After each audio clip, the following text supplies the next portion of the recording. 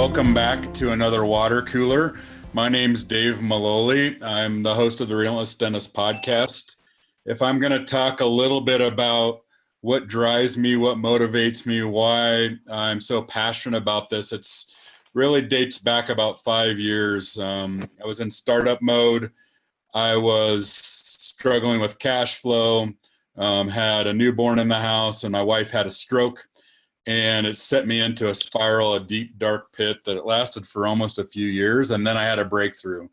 And it was kind of a byproduct of strategy and a lot of research and a lot of desperation. But what I did was I promised myself that if I was ever able to climb out of this pit, I would never stop climbing. And I would develop strategies that would help other dentists as well. And so that is the background behind this. The thing that's important also for me to share with people is that this isn't just one guy's theory. I've worked with some master mentors. I've researched and dialogued with lots of high-performing dentists to find out what the common themes are, what makes them unique, and what makes them very similar. And all the things that we speak of in these conversations are proven drivers of that. A lot of times it's well known that dentists get stuck in technician mode, thinking that one more piece of technology, one new procedure mix is going to create a breakthrough in their practice and their cash flow in their life. And that's not a real driver. What's a real driver is the subconscious of the leader. And if we can change the psychology of the leader, the skill sets and mindsets of a leader, we can change our organization. If we change the organization, we change the patient experience. We change the experience for the team, and that's what really motivates me. So I just wanted to give you a background there. I'll do a little bit of a recap of the last few sessions, but this one is specific to courage. I love this one because usually when I'm in conversation with a dentist, in the back of a room after I'm done speaking, on a consultation call, on a coaching call, this is the thing that keeps people stuck. And what it seems to be is that as clinicians, we're rewarded for being very methodical, very, very recipe-based, having a system, having the right materials, the right instruments. Life, leadership, practice management rewards courage. Clinical dentistry does not so much reward courage. Being a cowboy as a clinician can sometimes cost you mightily. And so we have to realize what our different roles are and what our different goals are. And if we can unlock some courage things, and I'll give you some strategies on how to do that, we can really start to see things take off. So let's dive a little bit deeper into that. The first thing I want to do is recap some of the things that we've already talked about in the last few sessions. These I consider the habits of high-performing dentists. This courage will be the fourth one. We'll get out to 7 in the next few months, but accountability, very simple. Lots of dentists want to blame their team. They want to blame their patient. They want to blame the economy. They want to blame the community. That's fine, but it doesn't make you feel very good, and it's not very, it's not being very resourceful, and it gives your control over to other people. And if we've diffused our power and diffused our control out to other people, it's very hard to get results. So this guy is pointing the thumb. That's the opposite of pointing the finger. There's a universal truth that I believe that I see in every dentist that I talk to, and it's that their practice is not limited by their opportunity, it's limited by its leader. And that's a very bitter pill to swallow sometimes. But once we can appreciate that, we can start getting to work with some of the systems, some of the leadership, creating vision and values and mission that really get a team to align and allow our practice to take off. Hand in hand with accountability is clarity. Clarity, to me, is the answer to a few very simple questions. What do I want? Why do I want it? And who do I have to become to get it? Those questions are very intentional because dentists tend to get stuck in the how. How do we do it? Very procedure-based. That, again, goes back to our clinical training and what we've been rewarded in the past. Leadership is different than that. If we figure out what we want and can communicate that to the team, if we can figure out why we want it and use that as a motivator, and then we have to start to level up because all real change has to happen at a subconscious level. And to change somebody's subconscious, we have to change their stories, their identities, and beliefs. And that's why I put the how at the fourth position, because we can get really stuck in the how. If we're committed, and I'll talk to you a little bit more commitment and how that drives confidence. If we're committed, then we get resourceful. We'll figure out a way. We get to the point where I will do whatever is required. And that's what was my stance when I started my startup practice, and the only reason it succeeded. But we have to know where we're going and be able to share that with our team. And that's where I see a lot of dentists get stuck. They don't know what they want. So they chase other dentists' visions and versions of success, and they end up in this very unfulfilling game because it's not their path. It's not what they're designed to do. It's not what they're encoded to do. And so spending the time to really figure out what we want, play to our strengths, is a really important time that we should spend with ourselves. The third one that we talked about just last month is the topic of energy. Energy is always a difficult conversation for me to have with dentists, because it's really hard for me to get them to understand that what we do before work, what we do as far as waking up, are we journaling, are we meditating, are we exercising? It's hard for them to understand that sweating before work is a money-making activity, because if we show up into the workplace with our nervous system fired up and firing, it makes us a better leader. It helps with goodwill. It helps with case acceptance. If we go in there dragging with the case of the Mondays and stumbling late to the morning huddle, guess what's going to happen to the team? It's leadership by example. They're not going to be energetic. So controlling who you are when you walk into the dental office is very important. You have to give yourself the ability, the capacity to be able to work the days, to be the CEO, to be the CMO, to be the clinician, to be the driver of case acceptance. All of that is a mighty task.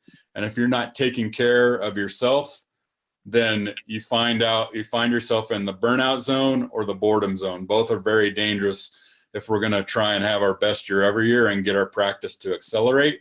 What we don't want is this game where we're just doing more and grinding and hustling and more and more and more.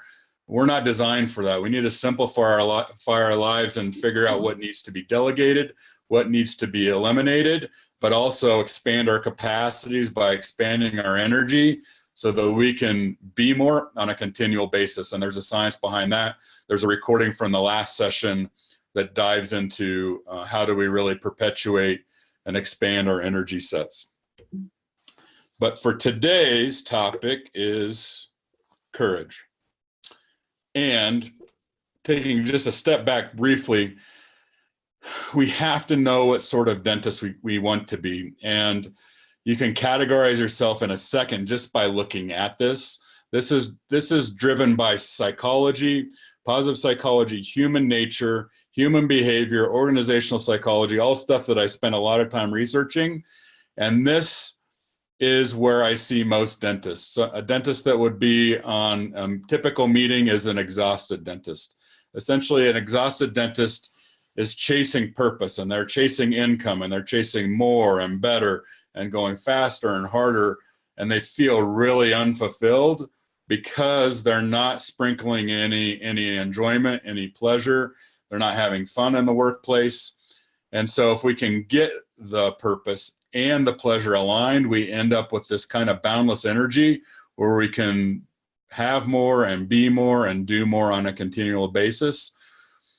This is a whole nother topic, probably a day-long topic about how do we align pleasure and purpose to make sure this all plays out favorable for us, that we can have the impact that we want through dentistry.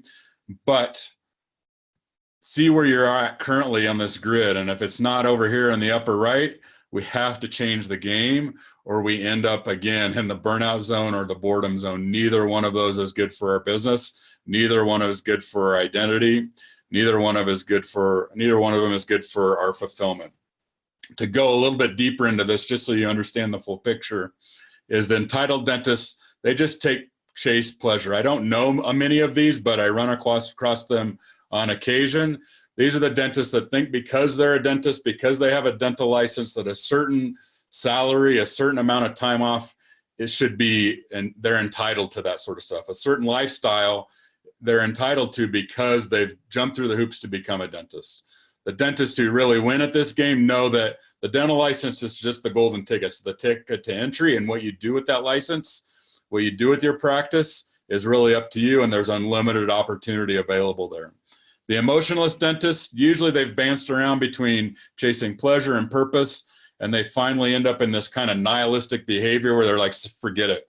They're just kind of pissed off, and they go through the motions, and they start to work at a factory, and they become prisoners of their own making, which is their dental practice. So this is a high-level overview that really explains positive psychology. Clearly, as a coach, I want to get all dentists into the place where we're synergizing pleasure and purpose, but that takes some work, that takes some clarity, energy, courage, all these things that we talk about in these discussions.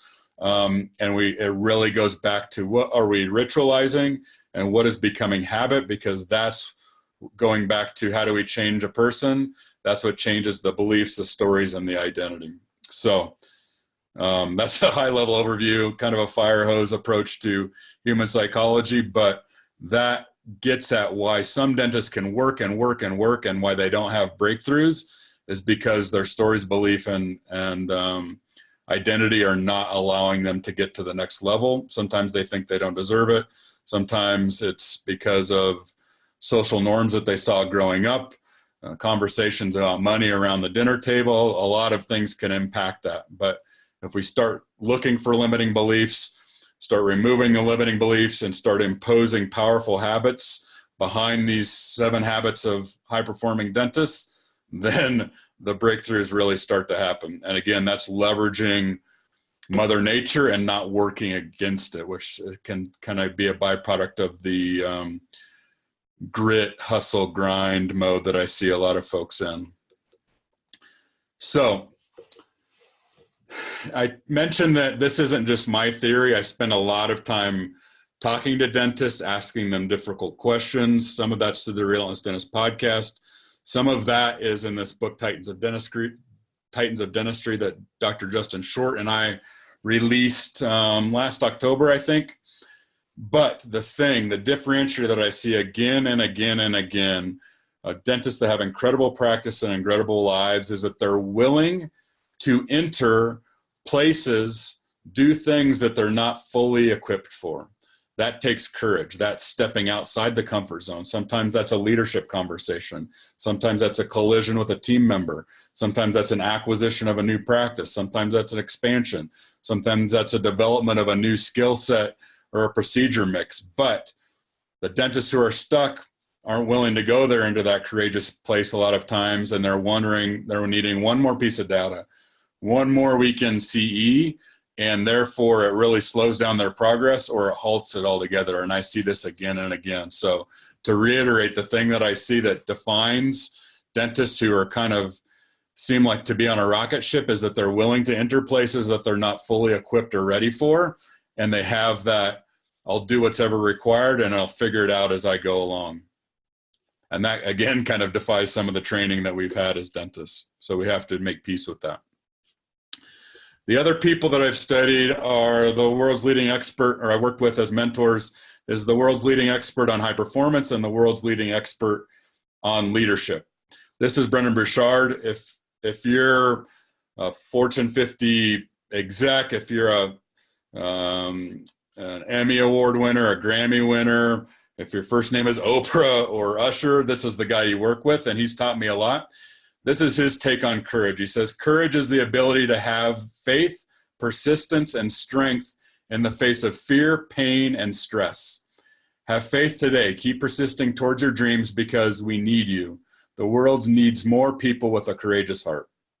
So that's really important that we define courage. A lot of people think that those that are making big progress are fearless. And that's not necessarily true. When you ask them the questions that I've asked them, they act in spite of the fear. They know that fear will always be there. And sometimes it's actually a cue to the thing that you most need to do.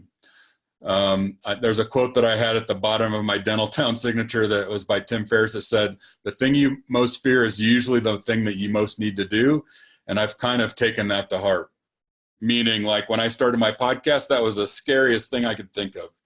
Getting online, broadcasting myself as an introvert, reaching out to people that I highly respected. I even had to explain what a podcast was, and that was hard for me. But as a byproduct of that, it's provided me with incredible opportunities, incredible friendships, incredible connections.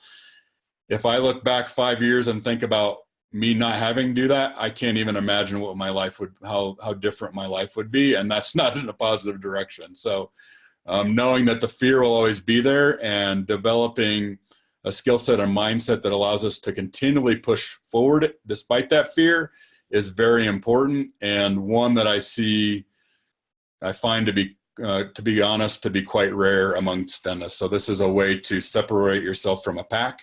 And I'll explain how to do that at a micro level and how to make that a habitual game that you can expand upon as time goes on.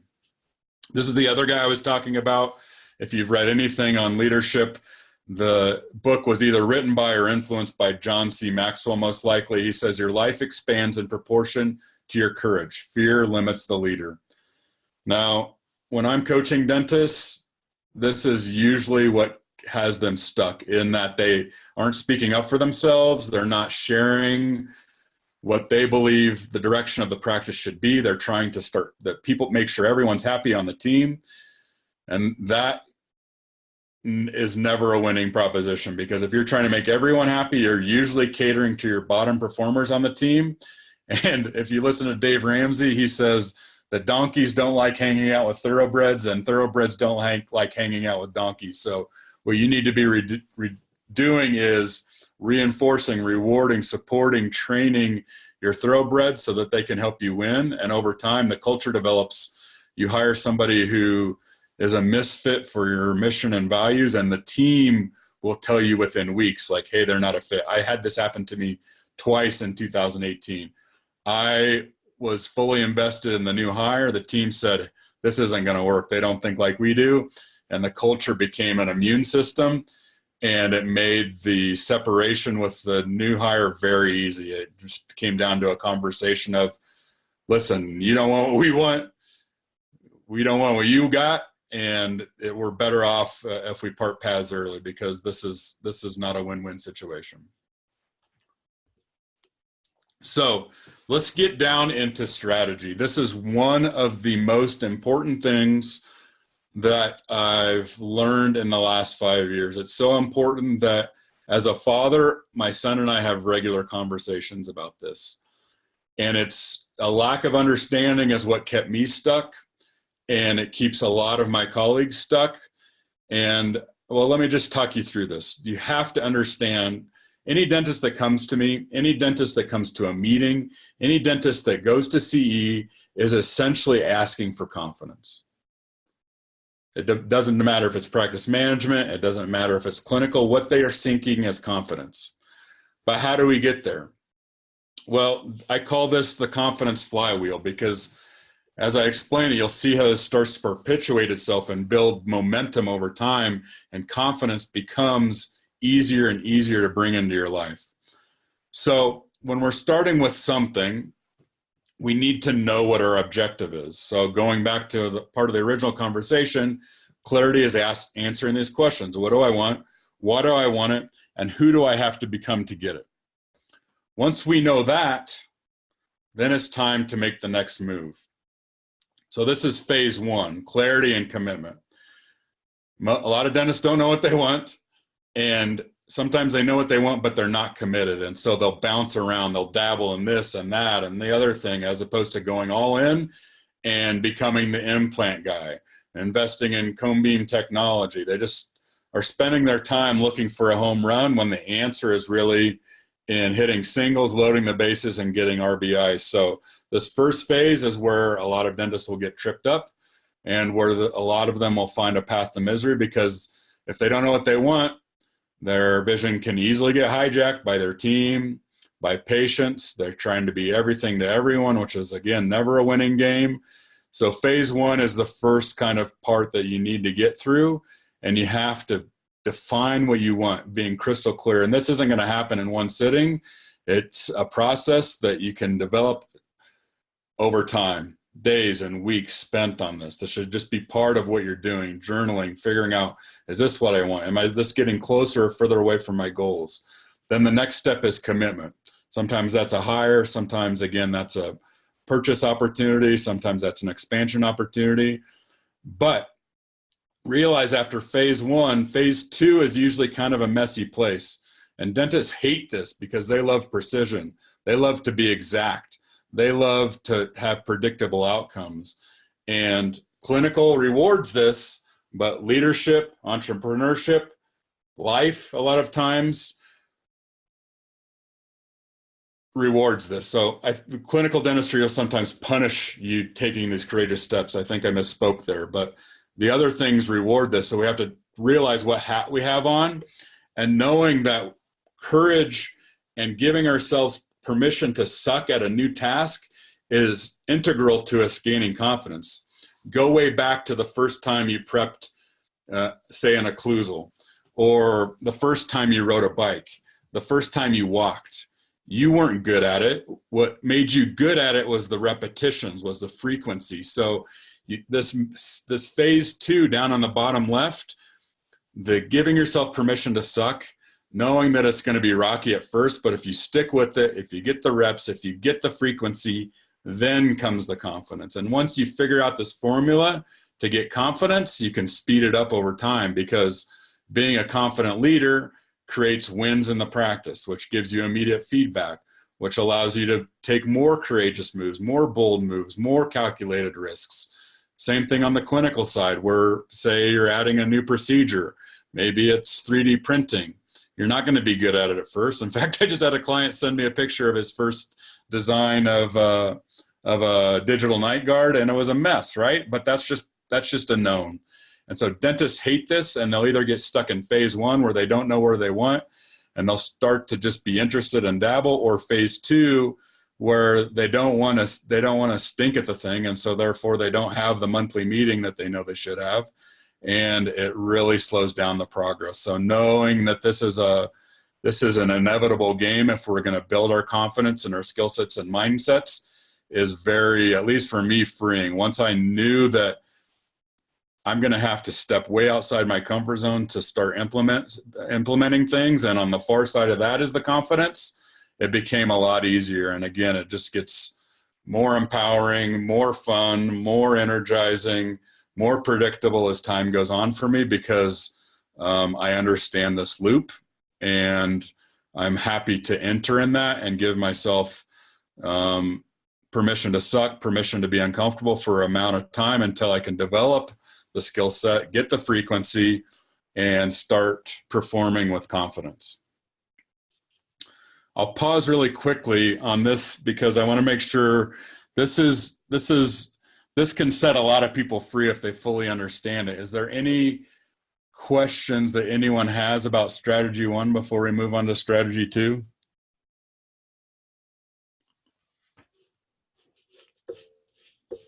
All right, I'll pause again at the end for any questions if they should come up. Strategy two.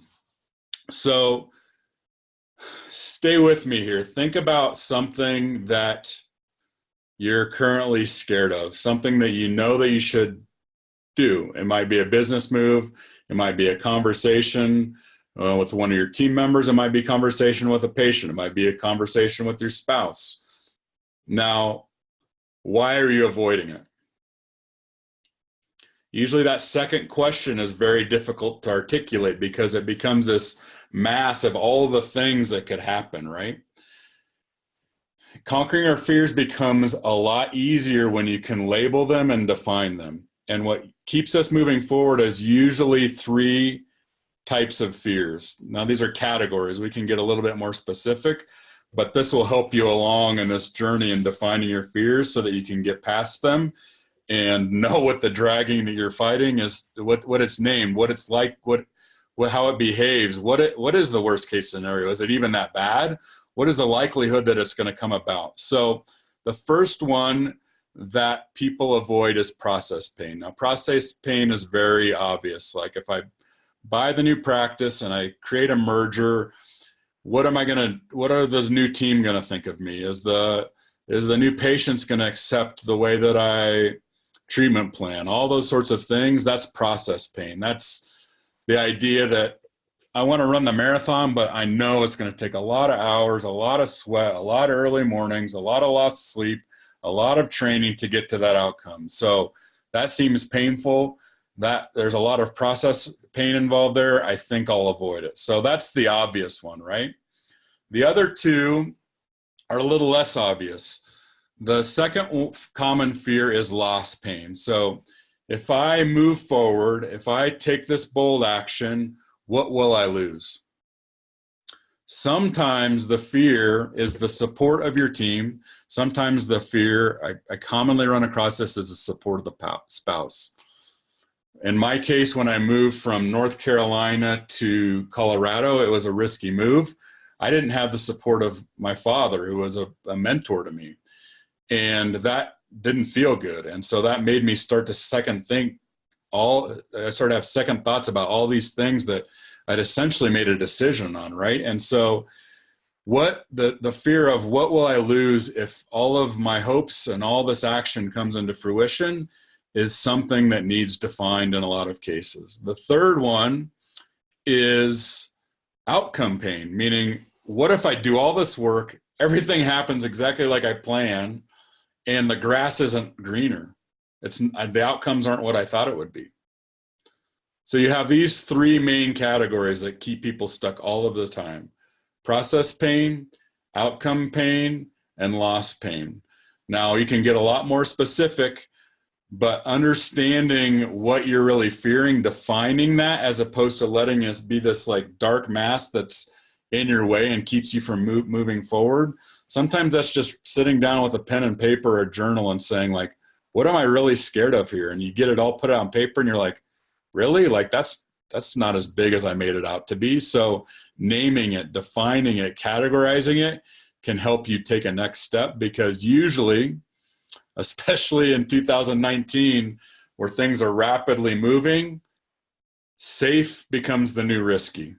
You can't just rest on your laurels. You have to constantly be innovating, and staying stuck in our fears, not moving forward, can be worse than the outcomes of moving forward. And so figuring out ways to name the dragon and slay the dragon can, as you can see, really accelerate your progress. So that's strategy 2. Any questions before I move on to strategy 3?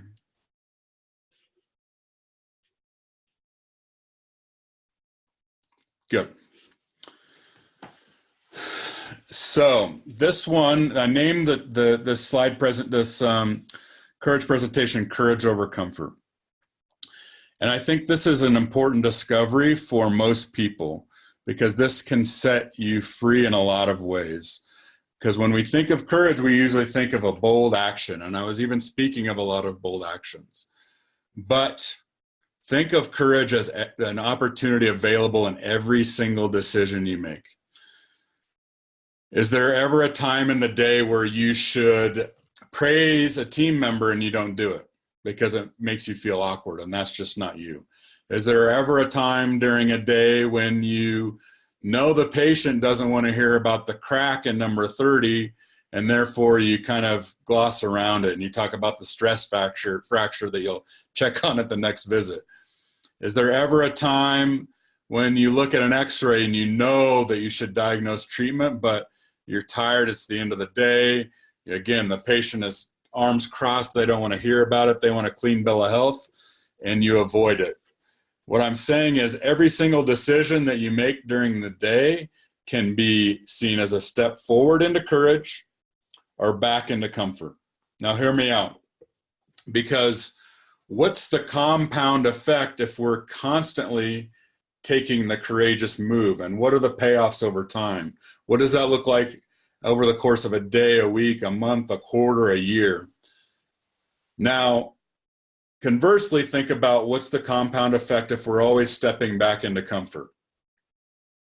What is the compound effect of that over a day, a week, a month, a quarter? Now, that's not a difference of one. That's a difference of two per decision, because you started here. You could have moved forward into courage or back into comfort. And the compound effect of that, of you not making courage a habit, can massively limit your life, limit your practice, limit your ability to lead a practice, limit your ability to create goodwill and case acceptance in the practice, which is the main objective of a practice. Every single habit that we have has a trigger. Now, you probably have something that you do. You wake up in the morning at a certain time, and the first thing you do is probably something else, right? We can use fear as a trigger to retreat, but you could also do a 180 and use fear as a trigger to move forward. And it's really hard to do that at a massive level if we're not in the game and doing some strength and conditioning exercises, having that little collision with the hygienist because she's not running on time, having the little conversation with the patient because they're constantly an irritant to your front desk on phone calls, and they're always pointing out why they shouldn't have a copay or why your schedule is inconvenient and all those sorts of things. Those little small moves stack up over time, and it puts you in that confidence loop that we talked about before. And so you don't have to see courage as this like big move. It doesn't have to be the $500,000 acquisition. It can be seen as every decision. It can be seen as taking that step, having that conversation when you don't feel like it. Like a lot of dentists I talk to are like, yeah, I think about it. It gets to the end of the day. I'm tired. I'm exhausted. I just want to go home, and it festers, right? What if you just stopped and said, it's my obligation to deal with this today. And how do you feel after that? Is it going to continue to build confidence? Because I don't know you, but I know me is when I back down from a challenge, I don't feel very good about myself. And when I take on a challenge, I feel good. And so that's what starts to perpetuate our courage and our confidence, and allows us to have our best year every year, allows us to grow our beliefs and our identities. And all organizations take on the behavior of its leader. And you can see where this whole thing goes, because now you're expanding the capacity of your practice, the capacity of your team, the value that you're adding to patients, and that all trickles down to the bottom line, which adds to your lifestyle. So this can be a conversation that a lot of people want to avoid because they want one more bell and one more whistle and one more procedure, and they think that the way out is the technician side. It's not. It's in leadership, and the hardest person to lead is yourself. And to lead yourself and take control of your thoughts and your actions and develop your mindsets and skill sets is the most valuable thing that you can do.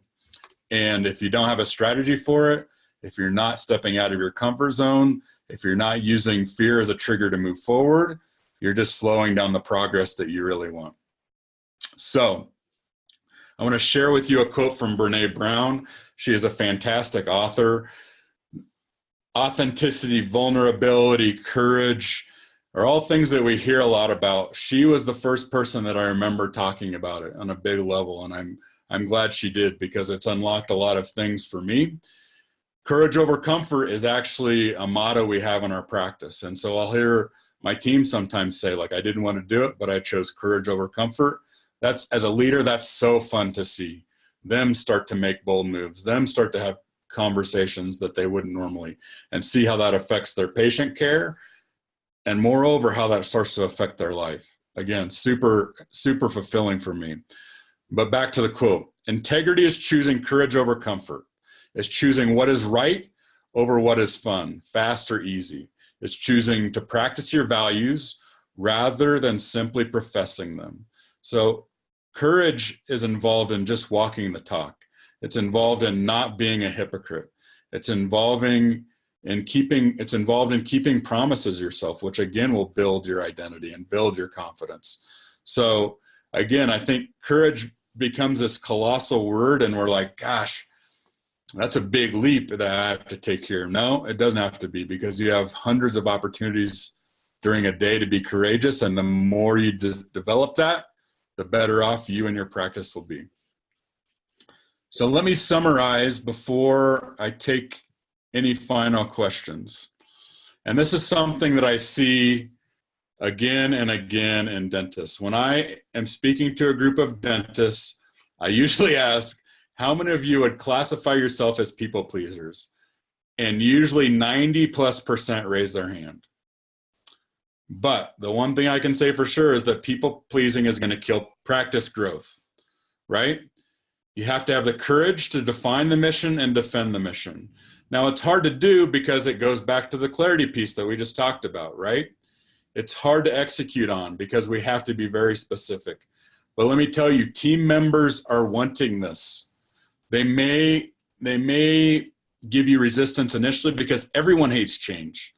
But once they start to see the breakthroughs of alignment, once they start to see how much easier it makes their job, once you give them a skill set to be able to make decisions because it either aligns with the practice missions and the values or it doesn't, they start to feel that their job expand, their autonomy increase.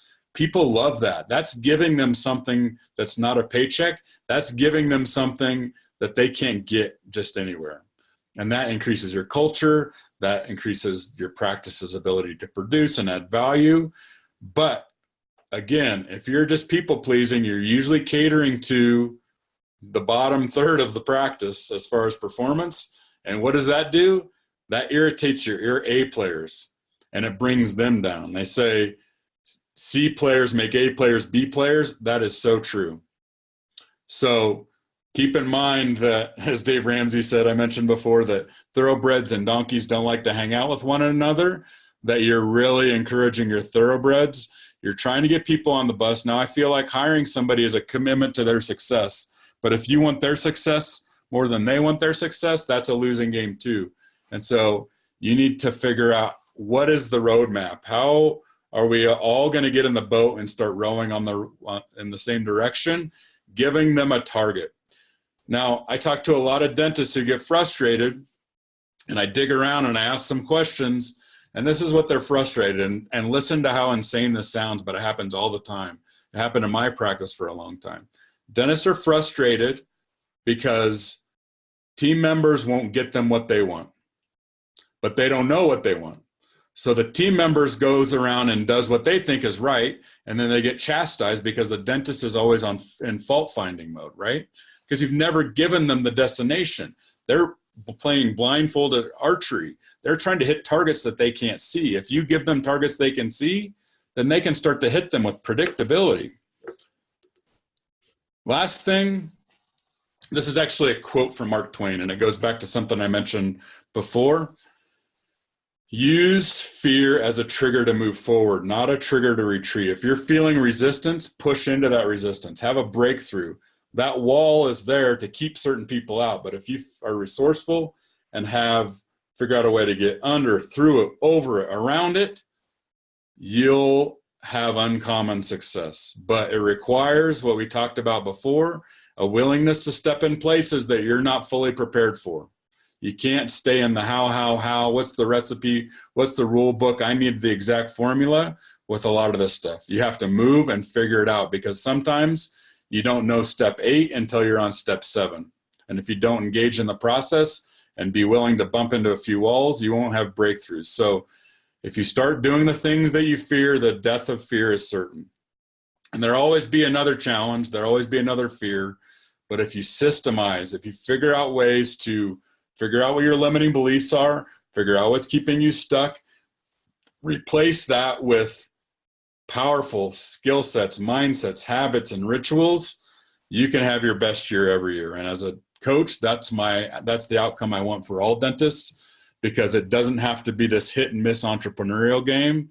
If you figure out how to lead you, if you figure out how to be courageous, this is something that can be a very predictable outcome. But you have to rely on Mother Nature, and you have to do research-based things. And everything that I kind of sermonize on is stuff that's been defined by research. It works as much in CEOs as it does dentists, as it does any walk of life, because it's human nature. So I'll pause one more time for questions to go over any of the content. I hope you see why courage is such a critical skill. You probably can see within yourself and within your colleagues how it's keeping a lot of them stuck. So share with me any feedback, any thoughts, questions you have. You've talked about the importance of your staff speaking up about staff members that they don't feel are a good fit. How do you give them the courage to approach you about that? That is a byproduct of what I call meeting rhythm. So I would say in my practice, there's 4 main types of meetings. I'll go over them very briefly. There's an annual meeting. At the annual meeting, we define, the mission is always defined. It never changes. It's unchanging. It was defined by me 10 years ago, but we use that as the compass. I let the team define the values. That immediately, I get buy-in because it's not my roadmap, it's their roadmap. They're telling me what they want from the practice. And it goes down to people sometimes will say, how do I know what my team wants? You ask them what they want. I ask them, I know you're here for a paycheck. I know that you want to make an income so they're comfortable, that you can pay your bills, all that sort of stuff. But what is it outside the income that's important to you in a practice? What would have you feeling energized to come to work in the morning and leave you feeling fulfilled at the end of the day? And they give me this checklist, and we hone it down, and we create a values system and a culture that sets the sales for the rest of the year. So that's the most important meeting. But we lose sight of that if we don't have regular check-ins. We have a monthly meeting that we revisit that. We have an after-action review. So we just had one for our March monthly meeting. We would say, what went well in February? What didn't go so well in February? What do we need to focus on in March? How aligned are we with the values? And they'll kind of do a check-in, and it's getting that level of engagement.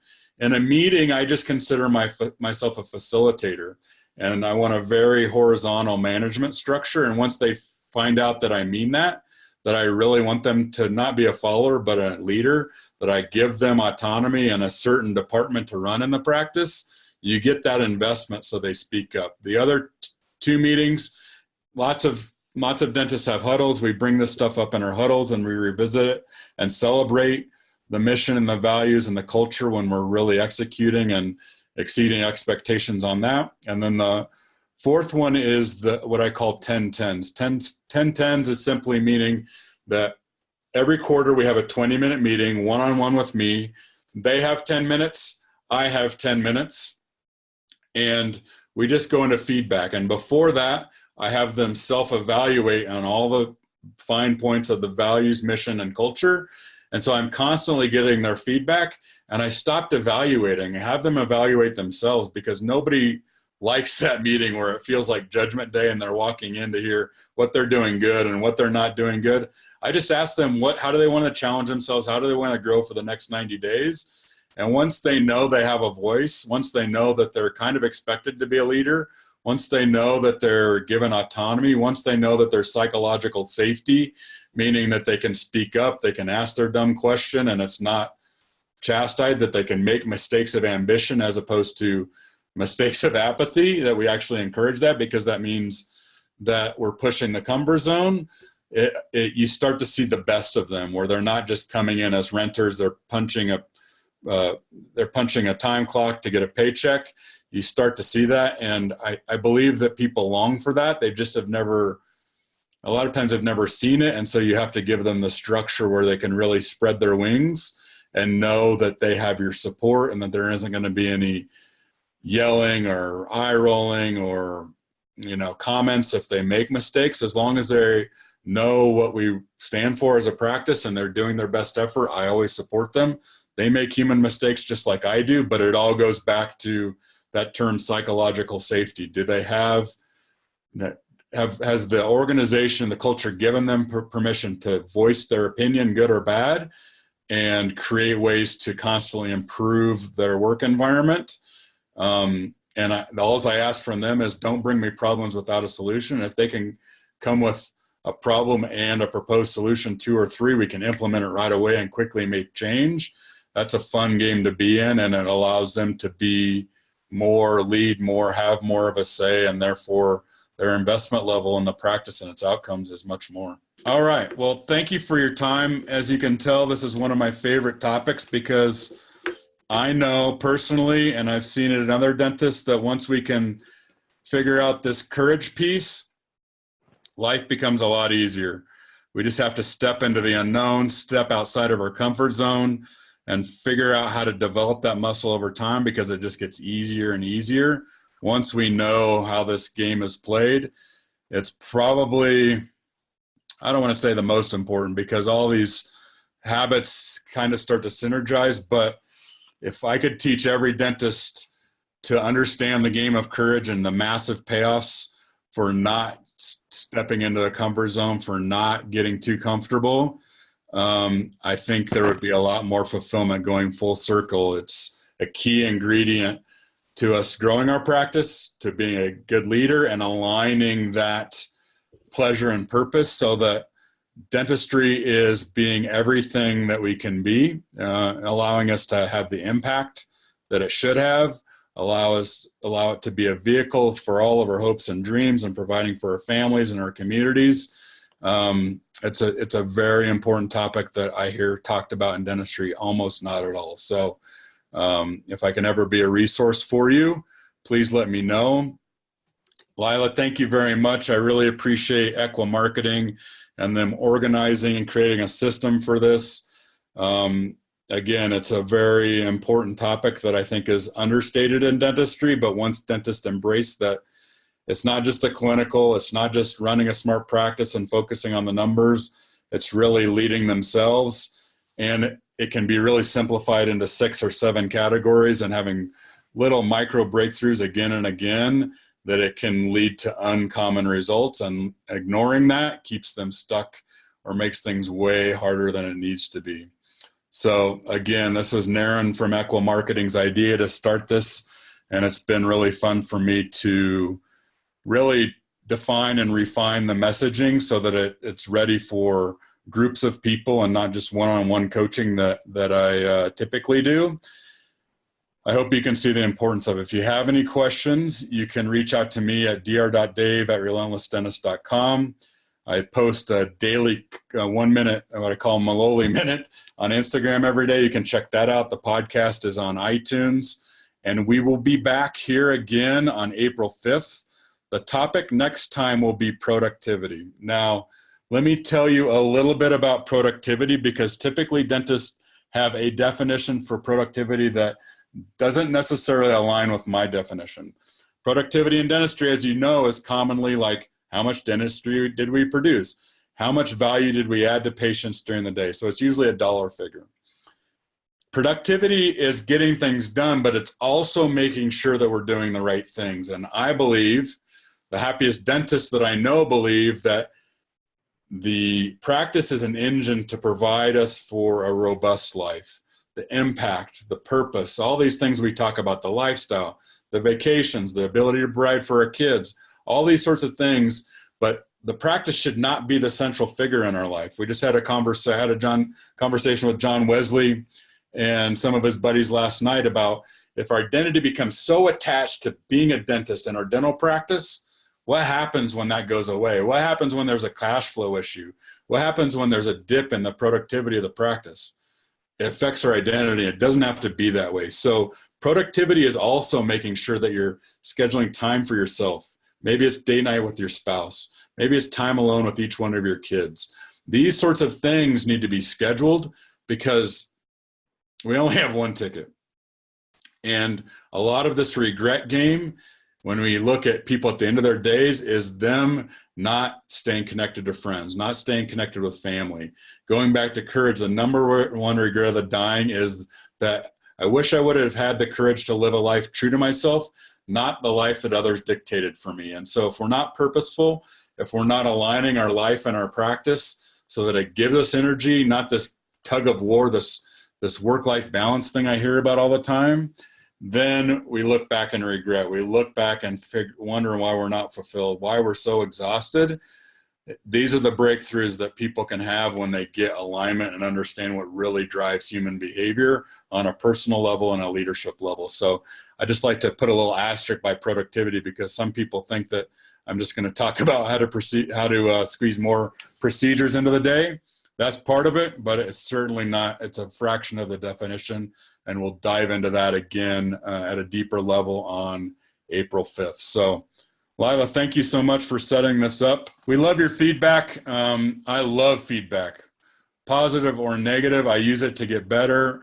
I thrive on it in the practice. I love the reviews. They fuel me, and they always, candid feedback always gives us a chance, an outside eye on how to get better. All right, Lila, thank you so much. Dr. Zane, Dr. Wesley, soon to be Dr. Gores, and everyone listening to this on recording. I really appreciate it. Again, reach out to me if you have any questions about this content. I'm super passionate about it, and I know that helping dentists understand that will lead to breakthroughs in their lives and practice. So I never get tired of talking about it more. So don't hesitate to ask questions or reach out.